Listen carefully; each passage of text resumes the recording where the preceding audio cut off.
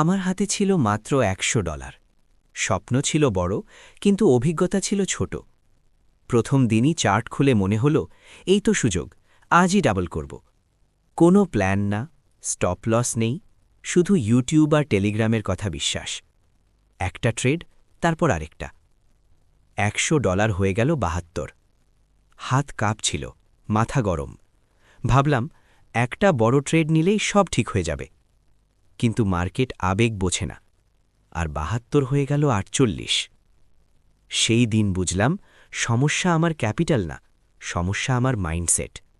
আমি থামলাম, নতুন করে শিখলাম রিস্ক ম্যানেজমেন্ট। এক ট্রেডে 1-2% বেশি না।